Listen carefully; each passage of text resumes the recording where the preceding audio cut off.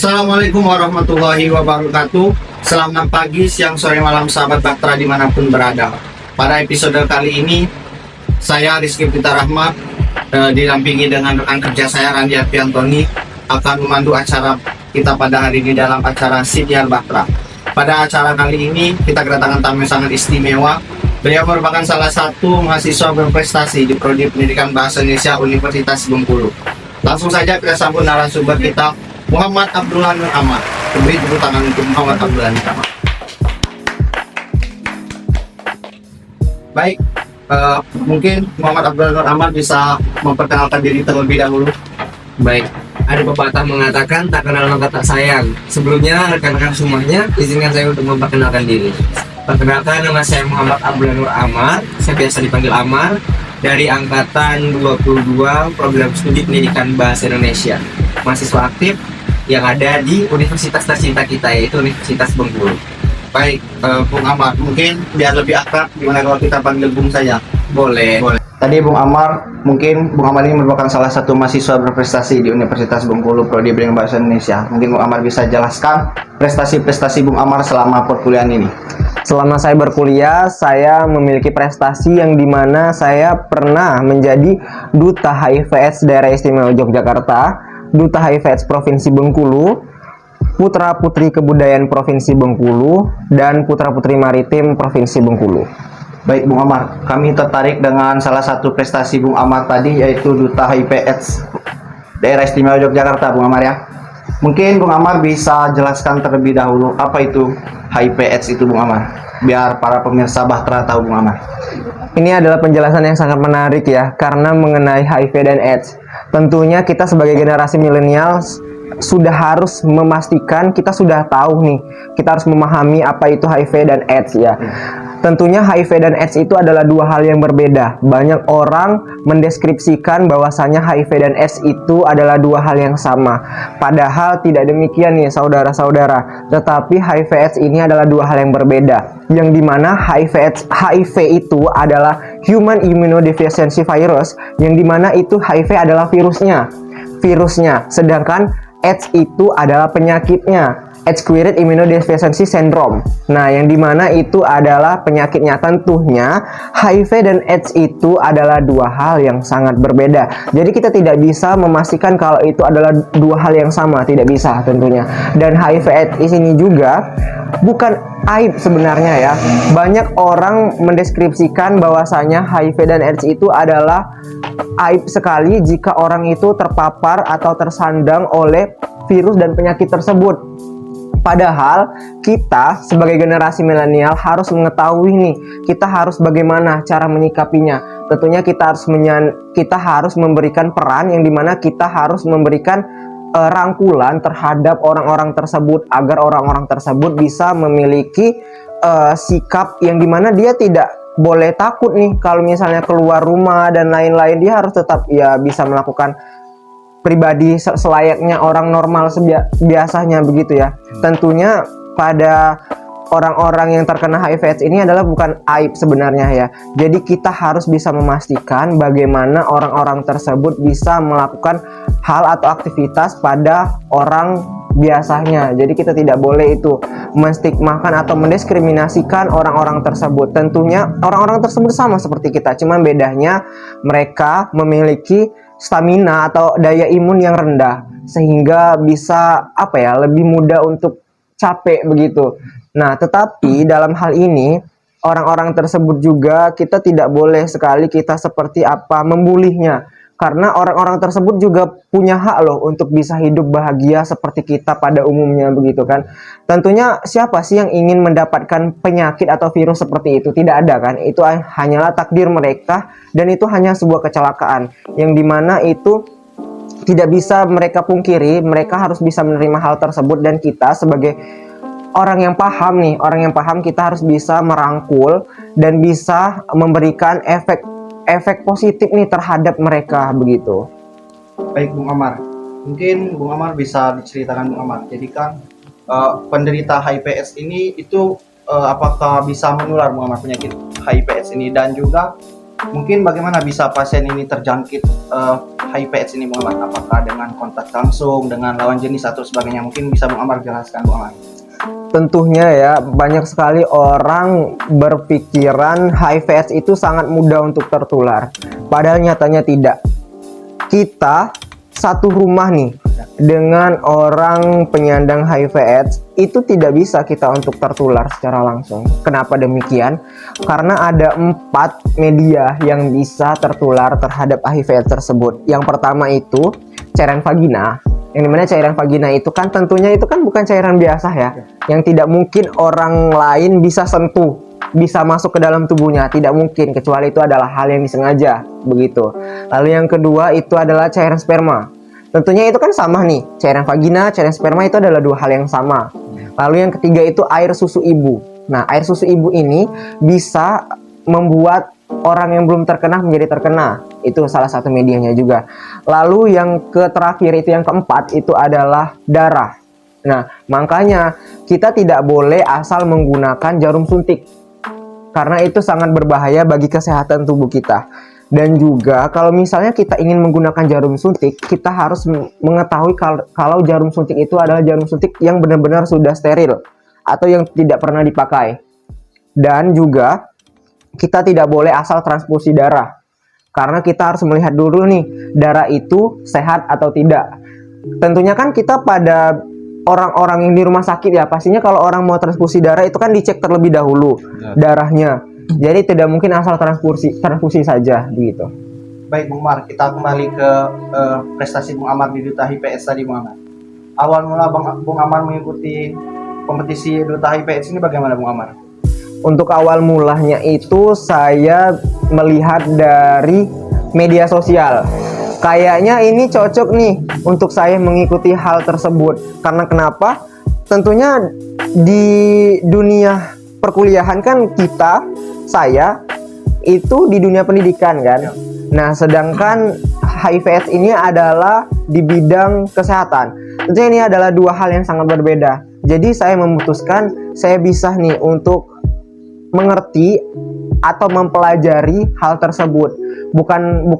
Bukannya kita mengelak ya, kalau misalnya kita sebagai di dunia pendidikan tidak bisa di bidang kesehatan, itu tidak juga kan. Tentunya kita kan harus mempelajari hal-hal yang baru begitu. Baik Bung Amar, itu awal mula Bung Amar mengikuti kompetisi Duta HIV/AIDS ini, Bung Amar mengetahui awal mula pendaftarannya dari mana Bung Amar? Dari media sosial kah atau dari mana Bung Amar? Yang pertama itu yang paling utama itu saya mengetahuinya dari media sosial. Dan yang kedua itu saya diajak teman. Emang awalnya itu diajak-ajak ya. Nah, setelah itu saya memikir, sepertinya saya harus keluar nih dari zona nyaman saya. Tidak boleh saya terus-terusan berada di posisi aman aja, tidak pernah mengikuti apapun, terus kuliah pulang saja. Tentunya saya harus bisa mengikuti hal-hal tersebut juga. Karena saya berpendapat seperti ini. Kalau orang juara ya kita juga bisa juara. Tentunya itu kan kembali lagi ke pribadi kita masing-masing. Kalau misalnya kita sudah keluar nih dari zona nyaman kita, ya tentunya kita harus memiliki mental lagi yang baru. Dan dari hal tersebut kita bisa belajar.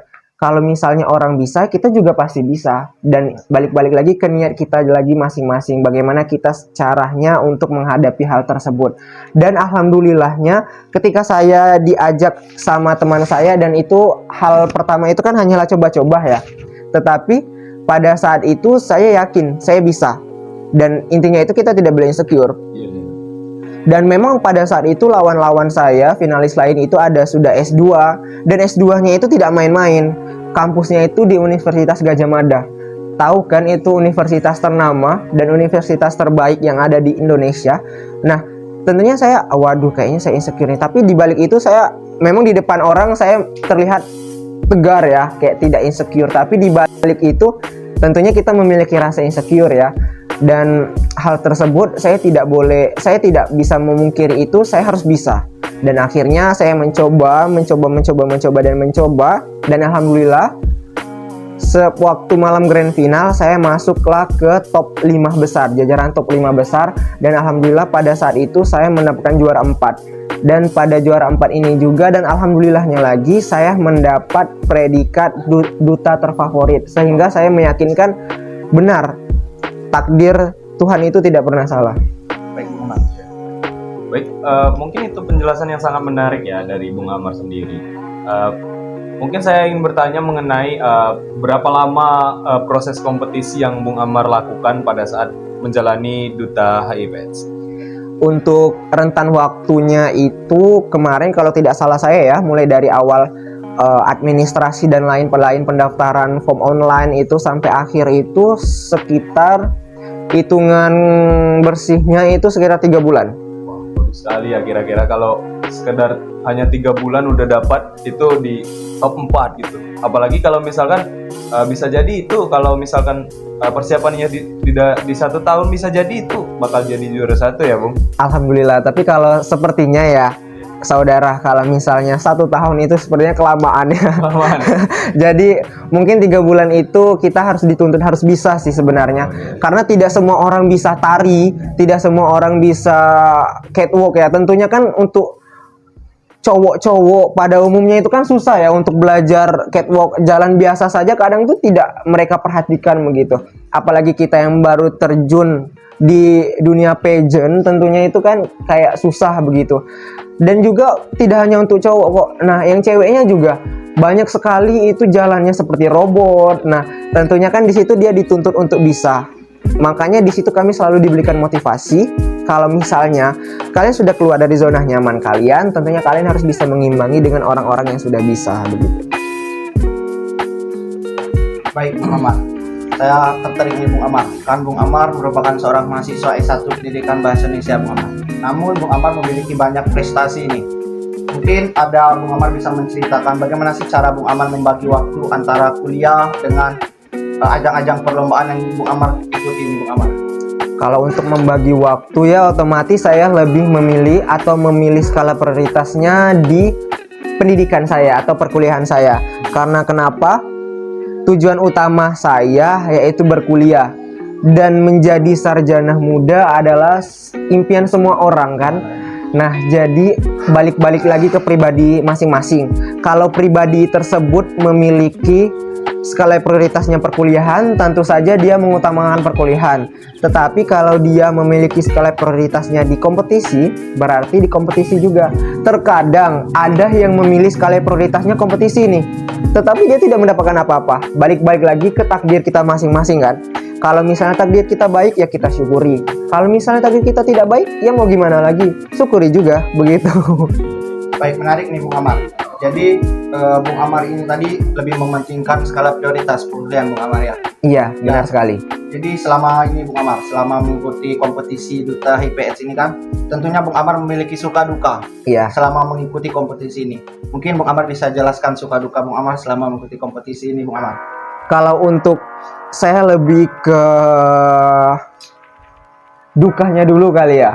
Karena iya, dukanya dulu. Dukanya itu banyak sekali problem dengan dosen. Karena kenapa? Kita kan mau membagi waktu nih. Tidak semua dosen loh yang bisa menerima untuk izin kita, walaupun izin kita sudah dicantumi dengan surat resmi.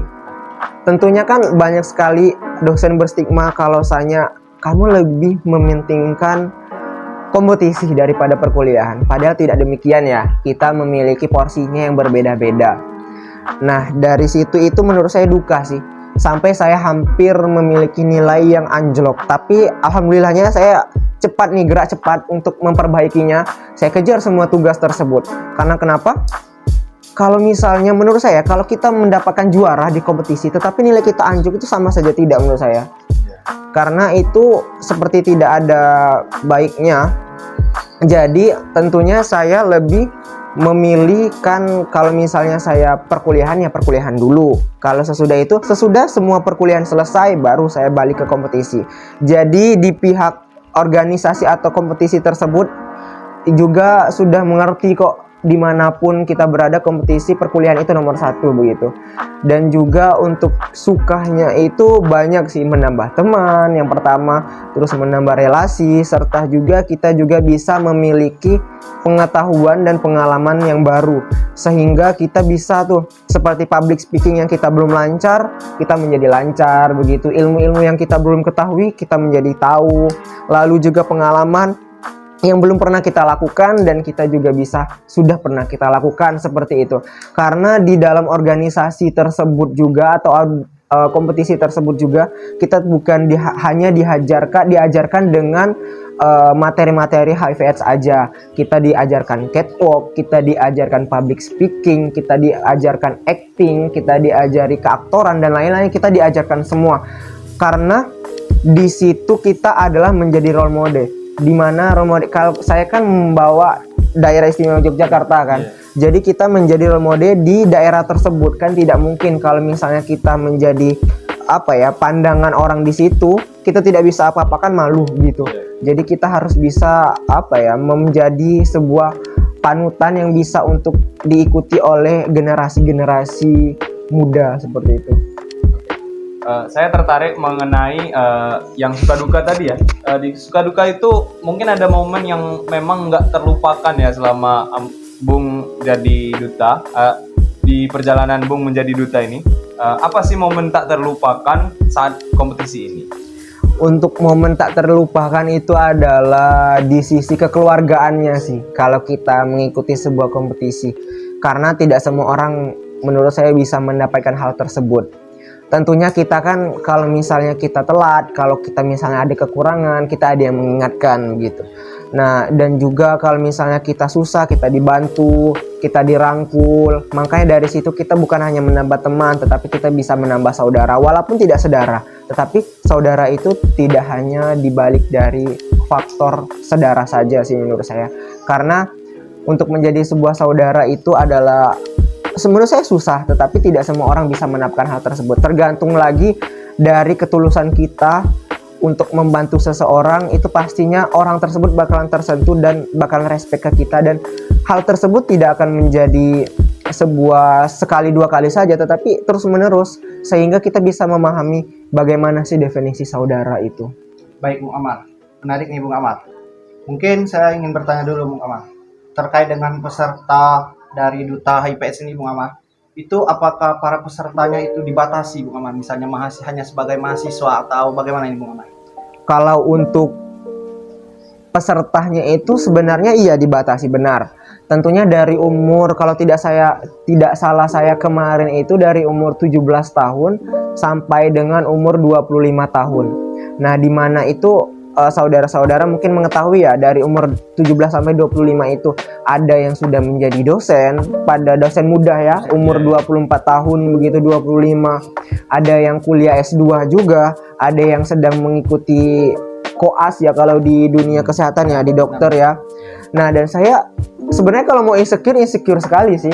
Tetapi yang namanya kita berkompetisi dan kita harus pede aja dan kita yakin kalau kita bisa. Jangan sampai kita langsung down ketika kita yakin kita ingin mengikuti itu, ya tidak usah down. Kita ikuti aja semua rentetannya, kita ikutin saja, dan insya Allah kalau misalnya kita yakin dan kita punya niat dan diiringi juga dengan doa, alhamdulillah hasilnya tidak akan mengkhianati kok.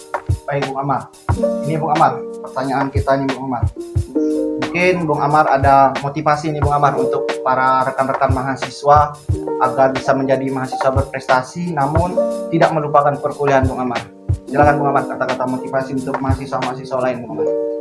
Kalau untuk motivasi sih saya lebih ke berpesan nih untuk kawan-kawan. Kalau misalnya kawan-kawan ingin maju dan kawan-kawan ingin berprestasi, kita semuanya sebenarnya memiliki potensi masing-masing dan porsinya masing-masing.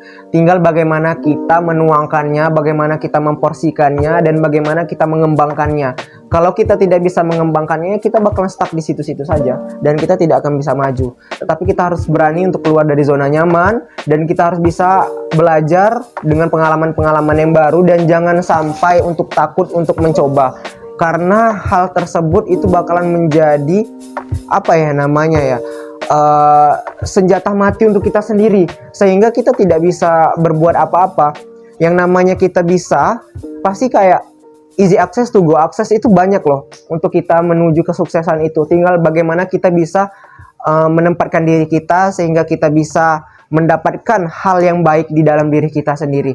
Dan menurut saya, percayalah, takdir itu indah kok kawan-kawan. Dan juga Jika orang bisa, kenapa kita tidak? Everything will be okay. Kalau misalnya semuanya itu punya porsinya masing-masing, dan yakinlah porsi kalian itu adalah porsi yang terbaik yang diberikan oleh Tuhan. Baik Bung Amar, terima kasih Bung Amar atas Sama-sama. kesempatan dan bincang-bincang asik kita. Mungkin sebelum kita tutup perbincangan asik kita, mungkin Bung Amar ada sebuah kata-kata mutiara nih untuk rekan-rekan Bahtera. Bung Amar, silakan. Baik. Kata-kata mutiara dari saya untuk kawan-kawan semua, jangan pernah berhenti untuk mencoba hal-hal baru. Karena hal-hal baru itu belum tentu buruk untuk kalian. Karena kalian berani mencoba, itu adalah nilai plus untuk kalian. Kalau orang bisa, kenapa kita tidak? Dan kalau misalnya semua itu sudah ditentukan oleh Tuhan, kita harus berani untuk mengambil resiko, dan di balik resiko pasti juga memiliki hasil yang besar. Baik, sungguh menarik nih kata-kata mutiara dari Bung Amar. Mungkin sahabat Bahtera, sampai di sini dulu perbincangan kita kepada narasumber hebat ini. Mungkin di lain waktu kita akan bertemu kembali. Terima kasih sekali lagi kepada Bung Amar atas waktu Sama-sama. dan kesempatannya. Mungkin bagi sahabat Bahtera yang memiliki saran terkait dengan narasumber-narasumber kita ke depan, bisa berkomentar di link komentar YouTube. Dan jangan lupa sahabat Bahtera, follow IG Hima Bahtera, YouTube Hima Bahtera, dan TikTok Hima Bahtera. Terima kasih. Saya mewakili kerabat kerja yang bertugas dan juga rekan saya pamit undur diri. Wassalamualaikum warahmatullahi wabarakatuh.